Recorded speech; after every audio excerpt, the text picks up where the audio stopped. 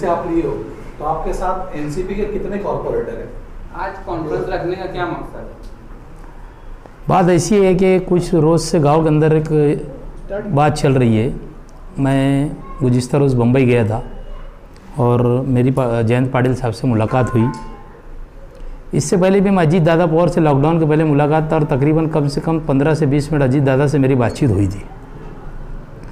Paper के अंदर एक बात आती है बार बार कि हम लोग एजाज बेग एनसीपी में जा रहा। मैं जो लोग अगर ये बोलते हो तो मैं उनको एक बात बोल देना चाहता कि मैं एनसीपी के सिंबल पे चुन के आया हुआ कॉर्पोरेटर है, जाने का सवाल भी नहीं आया। रहा सवाल मुफ्ती साहब के साथ है हम इसके लिए कि मुफ्ती साहब हमारे लीडर थे एनसीपी के, उन्होंने एनसीपी छोड़ी और वो एमआईएम में बाकायदा चले गए। अब बाकायदा वो चले गए, बाकायदा हम नहीं जा सकते। हमारे ऊपर एक लेबल है, अगर कायदे से हम कोई पार्टी के अंदर चले जाएंगे तो हमारी मेंबरी रद्द हो सकती है। तो हम लोग सब आए, ऑलरेडी एनसीपी के कॉर्पोरेटर और हमारा एक गठबंधन है, जनता दल से हमारे गठबंधन किया गया, महागठबंधन नाम से हमारी एक अघाड़ी है। तो हम लोग कायदे से आज सब के सब कॉर्पोरेटर जो है, जो सिंबल पे चुन के आए राष्ट्रवादी के, वो राष्ट्रवादी के ऑलरेडी कॉर्पोरेटर है। महागठबंधन में कितनी पार्टी आपके साथ है? महागठबंधन में राष्ट्रवादी और जनता दल है। जनता दल के कितने कॉर्पोरेटर आपके साथ है? कॉर्पोरेटर तो हम एक साथी है ना महागठबंधन के। ये जब रहा सवाल कि आप आगे किसको क्या इख्तियार करना है, जैसे लोग बोलते हैं हम एमआईएम के अंदर चले गए, तो मेरा जहाँ तक कि मेरा आप लोगों का सवाल का जवाब मेरा ये है कि एमआईएम में जाने का सवाल नहीं आया। मुफ्ती साहब हमारे नेता थे, वो एमआईएम के अंदर गए तो हमारे उनकी मदद के लिए हम उनके साथ थे। क्या आप भी मुफ्ती साहब आपके लीडर हैं? मुफ्ती साहब असल में के लीडर हम दिल से उनको मानते। और रहा सवाल पार्टी बेस का तो हम राष्ट्रवादी चुन के आए, हम किसी पार्टी के अंदर जाने का लिख के भी नहीं दे सकते कि हम एमआई में चले गए और किसी पार्टी के अंदर चले गए। आवाम में ऐसा चर्चा है कि मुफ्ती साहब आपको बोल रहे हैं ये सब करने के लिए। नहीं, मुफ्ती साहब ने, मैंने उनको सिर्फ ऐसा एक उस दिन खाना खाने के लिए यहाँ शादी में आए थे मुफ्ती साहब, तो मैं उनको इतना बोला कि मैं जयंत पाटिल से मिलने के लिए जा रहा। ये नहीं बोला उनको कि मैं काहे के लिए जा रहा, और वो क्यों बोलेंगे मुझे? मैं अपने दिल का मालिक है, वो उनकी पार्टी अलग, मेरी पार्टी अलग है। वो लीडर है मेरे, मैं आखिरी तक के लीडर मानूंगा क्योंकि मैं उनके साथ 10 साल रहा। मैं आज भी शेख रशीद साहब को लीडर मानता हूँ क्योंकि मैं 15 साल उनके साथ में रहा। अभी फिलहाल आप मुफ्ती साहब के साथ है क्या? मैं झुकाव है क्या मुफ्ती साहब की तरफ? मुफ्ती साहब के साथ में है ना। जैसे आज वो एनसीपी अगर उन्होंने छोड़ दिए तो एक राजकारण को अलग छोड़कर वो उनके साथ तो हमको रहना ही पड़ेगा ना। आज शहर के एमएलए हमने लोगों से वोट दिलाए उनको शहर के अंदर बोल के। आप जो एमआईएम से सहमत नहीं थे क्या? नहीं सहमत थे, असल में उन्होंने मुझसे बुला के पूछे थे कि यार एजाज भाई इलेक्शन लड़ना है, कहाँ से लड़ो? तो मैंने बोला यार अपने तीसरा मास के सिंबल से लड़ो। तो वो थोड़ा सा मुझे जो बातें बोली थी वो सब बोलने की बात नहीं है, तो वो अफजल में मुतमईन नहीं थे नहीं लड़ने के लिए। उन्होंने बोला यार मेरी ये सारी बातचीत हुई है, तो मतलब तुम जिससे लड़ेंगे तुम्हारे पीछे हम वोट दिलाने की जिम्मेदारी हमारी है। तो हमने मेहनत किए और उनको वोट दिलाए। गठबंधन और आपका जो राष्ट्रवादी कांग्रेस का, इसका भी ताल्लुकात है, ये खत्म हो चुके हैं? किसका? गठबंधन से आपकी पार्टी का ताल्लुकात, जैसे आप बता रहे हो कि आप राष्ट्रवादी कांग्रेस गठबंधन भी है ना, गठबंधन में बंधे हम लोग, राष्ट्रवादी से चुन के यार गठबंधन पे बंधे हुए हम लोग। इसमें कुछ अलग हुआ है ऐसा? नहीं, ऐसा अलग होने का कोई सवाल भी नहीं आया आज। सर एक सवाल यहाँ खड़ा हो रहा है, जैसे आप मजलिस इत्तेहादुल मुस्लिमीन के उम्मीदवार मुफ्ती इस्माइल कासमी को असम्बली में उनकी सपोर्ट की, उस वक्त तो भी राष्ट्रवादी का कैंडिडेट था आसिफ शेख रशीद, उनको राष्ट्रवादी की हिमायत हासिल थी, तो उस वक्त तो आपको पार्टी का और ये रूल और ये जो ज़ाब्ते उस वक्त तो क्यों नहीं ख्याल आया? सच बात है आपकी बोलने का मतलब, हमें क्यों, हमको किसी ने बोला भी नहीं, किसी ने एक लेटर दे के बोला नहीं ना, किसी ने बुला के बोला कि भाई तुमको पार्टी का ये आदेश है, तुमको काम करना है। क्योंकि जो अध्यक्ष थे वही चले गए, पार्टी यहाँ पर कोई नहीं थी ना, जो बेस बॉस थे वही पार्टी छोड़ के चले गए, तो हमको इंट्रैक्शन कौन देगा फिर? हमको अगर इंट्रैक्शन देता कोई तो हम बोल सकते थे ना कि हमको बोले थे यार हमने नहीं करे, हमको अगर उस टाइम बोलते तो हम काम करते थे।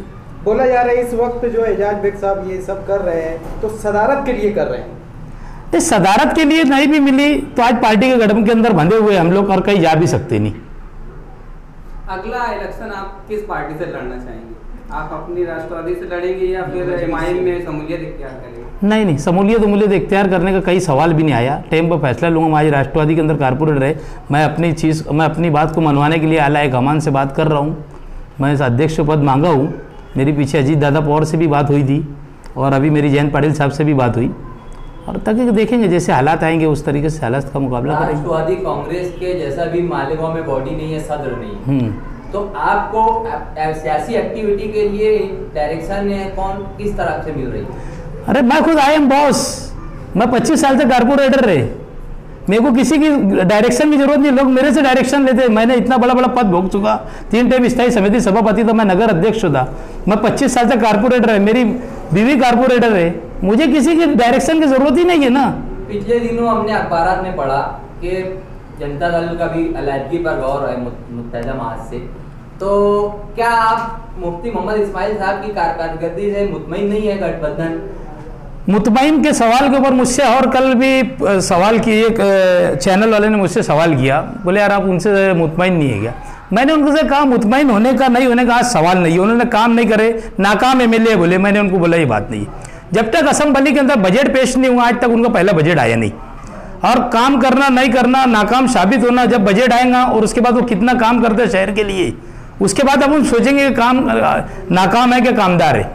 आज तो उनको नाकाम में कोई नहीं बोल सकता, अपोजिशन बोल रही बात अलग है, मैं नहीं बोलूंगा क्योंकि मैंने उनके लिए वोट मांगा, वो शहर के लोगों ने मेरे बोलने पर वोट दिए, मैं उनसे काम करने के लेने की ताकत रखता हूँ। हालात को देखते हुए आप नुमाइंदगी के बारे में क्या बोलेंगे मुफ्ती मोहम्मद इस्माइल साहब? हालात नुमाइंदगी के बारे में मुफ्ती साहब को यही कहूंगा कि बजट आएगा और उसके बाद अगर काम नहीं करेंगे तो जो बोलना रहेगा बोलेंगे। आज बजट आने नहीं, कोई चीज़ है नहीं हाथ में। किसी का और कोई क्वेश्चन? हो गया। आपके इस इकदाम से आपने जो मुलाकात की मुंबई आकर जयंत पाटिल और साहब वगैरह से, तो इस इकदाम से शहर का कितना भला हो सकता है? या मुस्तकबिल में अगर आपको सदारत मिल गई राष्ट्रवादी की, देखो आपके क्या प्रोग्राम, क्या है प्लान, क्या है आगे का? देखो घोड़ा मैदान दूर नहीं रहेगा, मैं काम करने वाला शख्स है, आप लोग खुद जानते मालेगांव शहर के अंदर, और मेरी आदत है काम करने की। पार्टी से जितना फ़ायदा हो सकेगा, जो मेरी अजीत दादा से अर्थ मंत्री है, क्योंकि वो खुद आज पूरा खजाना उनके पास है, जब मैं पार्टी के अंदर मुझे अगर कोई जिम्मेदारी दी जाएंगी ना तो मैं पूरी तरीके से अजीत दादा पावर से लाके गांव के अंदर फंड कैसे लाना, क्या करना, मैं अपने तौर पे भागदौड़ करूंगा, जहाँ जिसकी भी ज़रूरत पड़ेगी शहर के काम के लिए, चाहे फिर वो शेख आसिफ से मिलना पड़े, चाहे मुफ्ती इस्माइल से मिलना पड़े, सबसे मुलाकात करके एक शहर को डेवलप के रास्ते पे लेके जाना अपना प्रोग्राम रहेगा। क्योंकि हालात इस तरीके से ख़राब है कि शहर के जो रोड रास्ते आज इतने ख़राब हो चुके कि अपने गाँव के अंदर आने के बाद ऐसी हालत हो जाती कि आदमी परेशान रहता कि मैं कहाँ गया।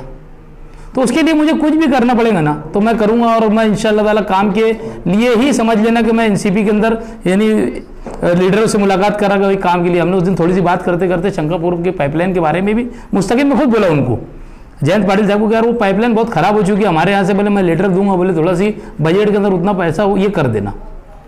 कांग्रेस और राष्ट्रवादी कांग्रेस का जैसे गठजोड़ है, इत्तेहाद है, महाराष्ट्र में बोलो या नेशनल लेवल पे बोलो, तो कहीं ऐसा तो नहीं कि राष्ट्रवादी कांग्रेस को मजबूत करके आप मकामी कांग्रेस को फायदा पहुंचाना चाह रहे हैं? ऐसा है कि मैं खुद जिम्मेदारी जब ले रहा तो किसी को फायदा पहुंचाने का सवाल ही नहीं आया। जिम्मेदारी जब मैं मेरे ऊपर लूंगा तो मैं किसी को फायदा पहुंचाने की जरूरत है कि यार ये मकामी आज जैसे मस्जिद की जैसे और जो गठबंधन है, इनके ही चर्चा सुनी आ रही कि आने वाले कारपोरेशन इलेक्शन में कहीं अपनी अहमियत बढ़ाने के लिए हरकत तो नहीं? असल में ऐसा है कि किसको फायदा किसको नुकसान, ये सब अपने अपने लीडर जब अखबार में आए ना तो सब लीडर अपने अपने बारे में सोचने लगे कि मुझे कितना फायदा है और मुफ्ती इस्माइल को कितना फायदा है, शेख आसिफ को कितना फायदा है और किसको कितना नुकसान है, ये अपने आप को दोनों ने सोच लिया, समझ लिया। तो किसको फायदा मुझे पहुंचाने का सवाल क्या आया? आपसे आखिरी सवाल ये कि मालेगांव शहर में आपकी नज़र में राष्ट्रवादी कांग्रेस के लिए सदर बनने के काबिल कौन है आपकी नज़र में? ये सवाल मैं कैसे बोल सकता कि कौन काबिल है?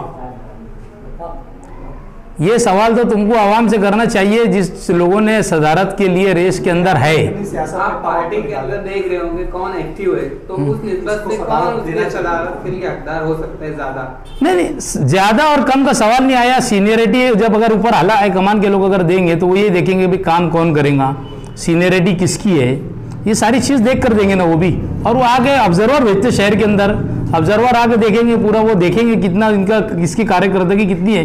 और मेरा तो घोड़ा मैदान पूरे शहर के सामने है, चाहे मालेगांव शहर का लॉकडाउन लगा हो, बीमारी का दौर हो, चाहे मालेगांव शहर के अंदर 2001 के अंदर फसाद हुआ हो, मैंने काम किया, जो मेरी जिम्मेदारी थी उससे बढ़ के मैंने काम किया। ठीक है, शुक्रिया। ठीक है, शुक्रिया।